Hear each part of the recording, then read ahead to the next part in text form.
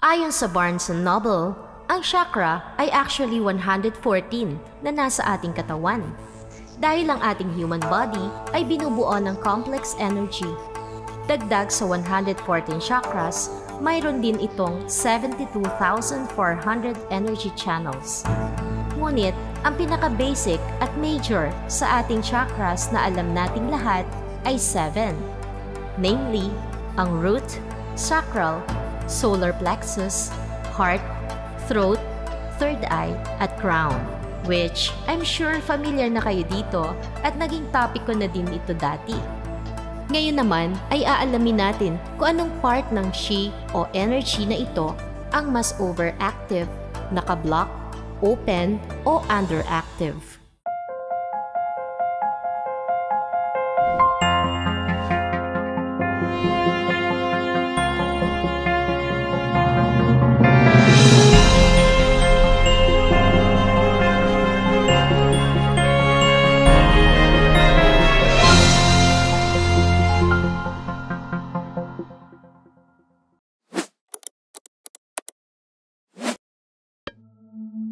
Ayon sa eclecticenergies.com, maraming paraan o techniques para mabalanse ang ating chakras. Mostly, ang mga techniques para mabuksan ang ating chakra ay nagagawa na ngayon. Ang mga overactive chakras ay hindi natin magagawang less active dahil sila ay pumupuno o sumasapaw sa iba pa nating chakras. Para natin ito maialinya at balanse, kinakailangan na lahat ng ating chakras ay mai-open. Narito kung paano nyo malalaman ang overactive, underactive, block, at open chakras. Number 1. Root chakra. Ang root chakra ay nakalocate sa ating tailbone or base ng spine. Ang root chakra ay tungkol sa pagiging pisikal dito sa Earth and feeling at home sa lahat ng sitwasyon. Kung ito ay naka-open or balanse, you feel grounded, stable, and secure. Walang issue sa'yo ang magtiwala sa mga tao. Kampante ka palagi. Ang iyong presensya ay palaging nasa pangkasalukuyan at ikaw ay connected sa iyong physical body. Nararamdaman mo na ikaw ay may sufficient territory o nararamdaman mo na ikaw ay may lugar sa mundo. Kung ikaw naman ay matatakotin at nerbiyoso, your root chakra is probably underactive. Madalas mo ding maramdaman na ikaw ay unwelcome sa lahat ng pagkakataon. Kapag totally naka-block naman ang iyong root chakra, mas matindi ang pagiging fearful sa lahat ng uri ng trauma. Nagkakaroon ng eating disorder, malalang anxiety, depression, madalas bangungutin, at panic attacks. Kung overactive naman o excessive ang iyong root chakra, you may be very materialistic at greedy. Maaaring ikaw ay obsessed sa pagiging secure at ayaw ng pagbabago. Ang simptomas naman sa ating physical body kung ito ay hindi balanse ay ang mga sumusunod. Difficulty sleeping, constipation and bowel issues, weight loss, weakened immunity, fatigue, issues in the lower body, including the lower back, legs, feet, knees, and the base of the spine. Number 2. Sacral chakra. Ito ay nakalocate sa ating puson o lower abdomen. Ang sacral chakra is all about feeling, creativity, and sexuality. Kung ito ay open o balanse, your feelings flow freely at ipinapahayag na hindi over-emotional. Open ka sa intimacy and you can be passionate and lively. Wala kang issues with your sexuality. When it comes to creativity, kaya nga sinasabing nakatapat sa ating puson. Sacral is also known as the womb, where creativity begins and comes to life. Ikaw ay hindi nawawala ng passion to create and of course, very talented. Kapag underactive naman ang iyong sacral chakra, You tend to be stiff or rigid, hindi madaling makaramdam, at nakikitaan na poker face. Hindi ka open sa mga tao. Hirap mag-express ng emotions at needs. Walang spark ang iyong creativity at walang gana palagi. Kung naka-block or close ang iyong sacral, you are totally numb o sobrang manhid.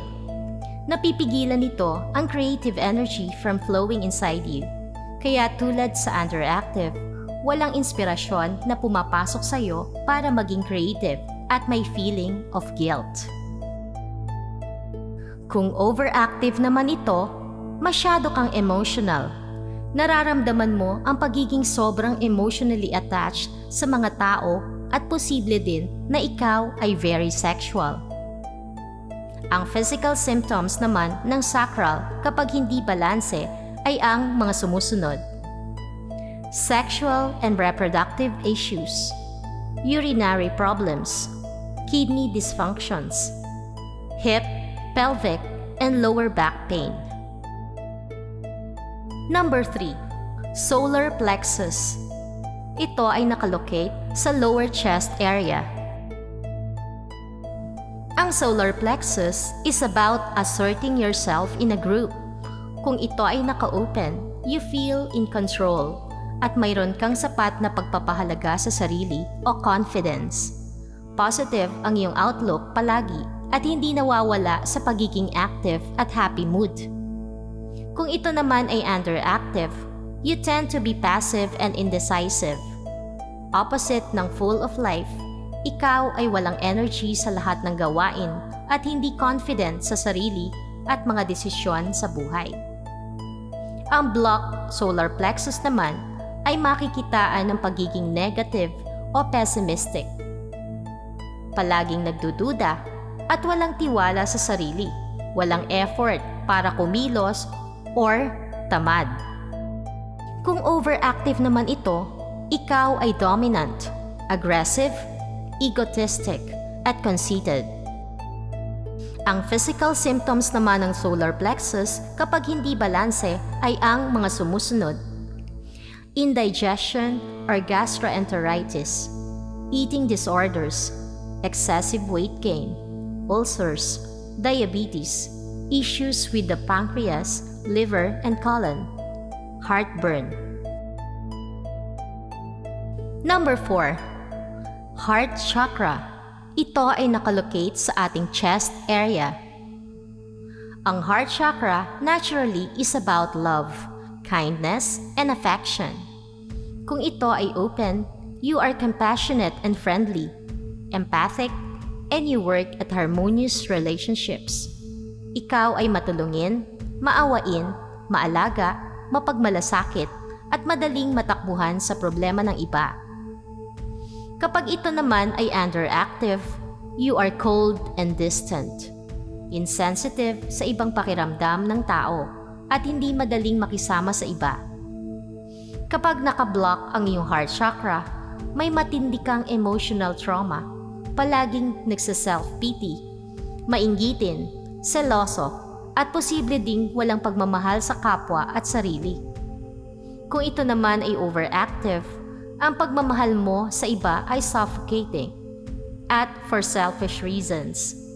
Madamot ka at gumagawa ka lang para sa sarili mong advantage. Ang physical symptoms naman ng heart chakra kapag hindi balanse ay ang mga sumusunod: chest pain, heart palpitation or respiratory issues, hypertension, heart problems.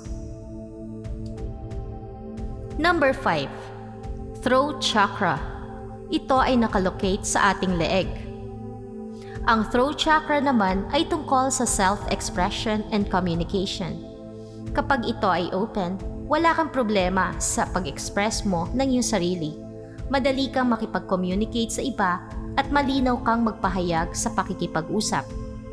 Kapag ito ay underactive, hindi ka gaanong nagsasalita at pwede kang introverted at mahiyain. Ang nakablock na throat chakra ay madaling ma-stress at may self-destructive behavior, insecure, hindi makapag-focus at concentrate, at sila ay may tendency na hindi mapagkakatiwalaan at sinungaling. Kung overactive naman ito, you tend to speak too much o di kaya sobrang marites ang peg. At sa ganitong pagkakasalita at maraming nasasabi, nagiging overpowering ka sa iba at naitataboy mo ang ibang tao palayo sa'yo.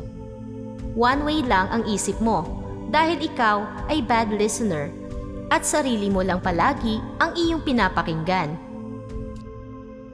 Ang physical symptoms naman ng throat chakra kapag hindi balanse ay ang mga sumusunod: sore throat, hoarse voice, mouth, teeth, or gum problems, jaw pain or stiff neck, thyroid issues, troubles with ears such as hearing problems. Number 6. Third eye chakra. Nakalocate ito sa ating noo sa pagitan ng ating mga mata, nasa pineal gland. Ang third eye ay tungkol sa insight and visualization at also wisdom. Kapag ito ay open, mayroon kang good intuition. Madali kang makapag-visualize at malawak ang iyong karunungan. Nagkakaroon ka ng vivid o lucid dreams, mas empathetic, more focused, at may clarity of thoughts. If it is underactive, hindi ka magaling mag-isip para sa sarili mo, and mas nakarely ka sa authorities. In short, wala kang sariling disposisyon. Nakadepende ka sa institusyon at sa limiting beliefs. Ang tendency nito, madali kang makonfuse, madali kang masway, at wala kang paniniwala sa sarili mong kakayahan. Kapag ito ay naka-close or block, malaki ang problema natin para maka-access sa intuition at inner guidance. Hindi din ma-process ang instinct at palaging paranoid. Kung overactive naman ito, maaari kang mamuhay sa ilusyon at hallucination. Close-minded at wala sa reasoning ang pag-iisip. Ang physical symptoms naman ng third eye chakra kapag hindi balanse ay ang mga sumusunod: frequent tension headaches, migraine, eye strain, dizziness, clogged sinuses, memory issues, anxiety. And last, crown chakra. Ito ay nakalocate sa ating bumbunan. The crown is about being one with the world and spirituality. Kapag ito ay open, mas conscious ka na at lubos mo nang nalalaman ang mundo at ang iyong sarili. Wala ka ng kinikilingan o bias. Walang discrimination o judgment. Malawak mo nang naiintindihan at nauunawaan ang bawat buhay sa mundo at ang koneksyon natin sa kabuuan ng universe. Kung ito naman ay underactive, hindi ka pa aware sa spirituality. Namumuhay ka pang nakatuon sa kung ano ang nasa panlabas na mundo at dinidikta ng sistema na nakapaikot sa atin at humuhubog sa ating pagkatao. Ang nakablock na crown ay makikitaan ng mga taong may lack of purpose sa buhay, nakadisconnect sa sarili at sa mundo, palaging confused, distracted, at hindi makawala sa attachments o limiting beliefs. Kung ito naman ay overactive, malamang masyado kang nagpapaka-intelektual sa pag-iisip ng mga bagay-bagay. Maaaring addicted ka sa spirituality at nababaliwala mo naman ang pangangailangan ng iyong katawan. Mahilig ka sa pakikipagtalo or arguments. At palagi mong iniisip, ikaw ang tama at hindi marunong tumanggap ng pagkakamali. Hindi marunong magpatawad at hindi tumatanggap ng pananaw ng iba. Ang physical symptoms naman ng crown chakra kapag hindi balanse ay ang mga sumusunod: poor coordination, physical exhaustion, light sensitivity, brain fog, sleep disturbances, brain issues.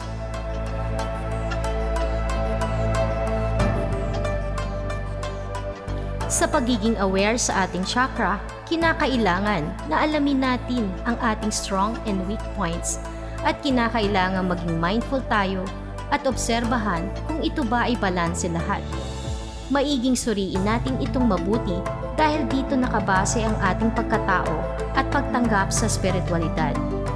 Kung may kulang o sobra sa ating chakra energy, dapat natanggapin natin ito at unti-unting baguhin sa pamamagitan ng conscious awareness, acceptance, and forgiving ourselves kung ito ay nakakaapekto sa atin mismo at sa iba.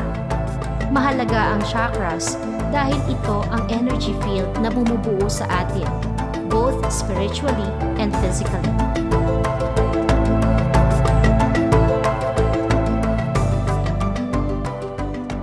Sa Wednesday topic naman natin, i-share ko naman sa inyo kung paano maibalanse ang ating underactive chakra at mai-open ang ating nakablock na chakras.